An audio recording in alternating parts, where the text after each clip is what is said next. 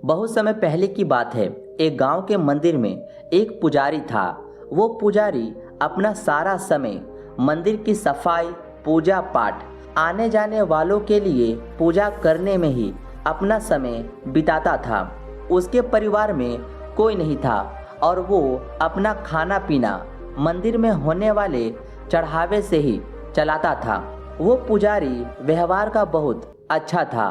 उसके मन में पैसों के प्रति ज़्यादा लालच नहीं था। मंदिर में जब भी ज़्यादा चढ़ावा होता तो वो उनसे दूसरों लोगों की भी मदद करता था।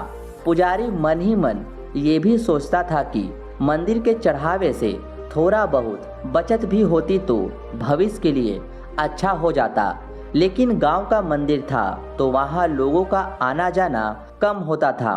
मुश्किल से दिन भर में 5 से 6 पैसों का चढ़ावा हो पाता था, जिसमें से पुजारी अपने दिन भर की ज़रूरतों को पूरा करने के बाद सिर्फ 2 पैसे ही बचा पाता था। और जब कभी चढ़ावा ज़्यादा होता तो पुजारी के आसपास कोई ना कोई व्यक्ति ऐसा आ जाता जिसे मदद की ज़रूरत होती थी और पुजारी उसे मना भी नहीं कर पाता था। बहुत समय बीत गया लेकिन पुजारी पूरे दिन 2 पैसों से ज़्यादा बचत कर ही नहीं पाता था। वो हमेशा भगवान से यही प्रार्थना करता कि भगवान कुछ तो ऐसा करो कि मैं 2 पैसों से ज़्यादा की बचत कर पाऊँ। भगवान से प्रार्थना करके पुजारी रोज की तरह अपने काम में लग जाता। कुछ समय बाद पुजारी की शादी हो गई। घर में अब 2 लोग हो गए और खर्चा चलाने के लिए ज़्यादा पैसों की ज़रूरत पड़ने लगी। पुजारी की शादी होने के बाद मंदिर में लोगों का आना जाना बढ़ने लगा, जिसके वजह से चढ़ावा भी ज़्यादा होता। और अब पुजारी अपने घर के खर्चे पूरा करने के बाद 10 पैसे रोज बचाने लगा। धीरे धीरे पुजारी के पास ज़्यादा पैसे हो गए। कुछ पैसों से उसने अपने घर की मरम्मत कर ली और कुछ पैसों को भविष्य के लिए बचा लिया।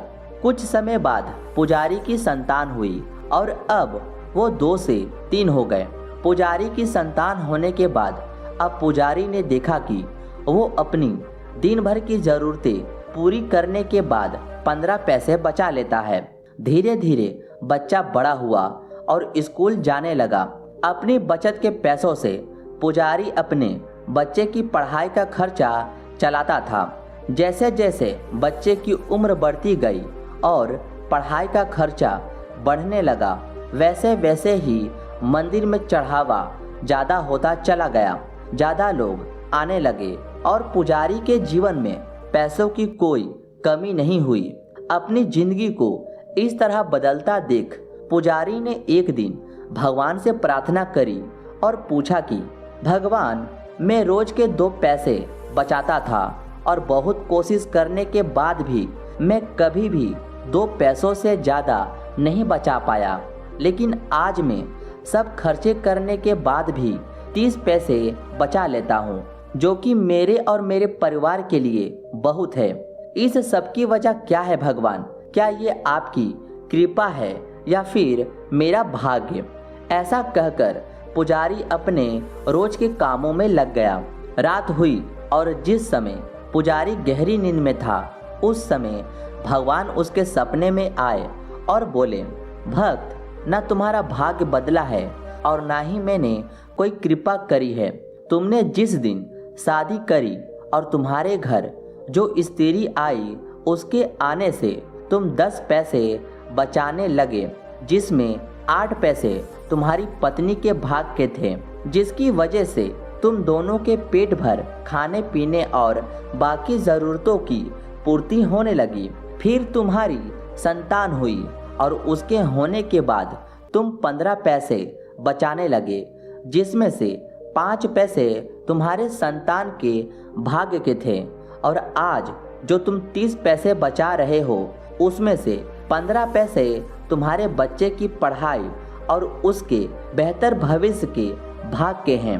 भक्त, तुम आज भी अपने भाग्य के सिर्फ 2 पैसे ही बचा रहे हो और आगे भी 2 ही पैसे बचा पाओगे। दोस्तों, इस कहानी से आप कई बातें समझे होंगे और साथ ही आप ये भी समझे होंगे कि किस तरह हमारे भाग्य का लिखा हमें मिलता है और साथ ही किस तरह दूसरों के भाग्य का लिखा भी हमारे द्वारा होते हुए दूसरों को मिलता है।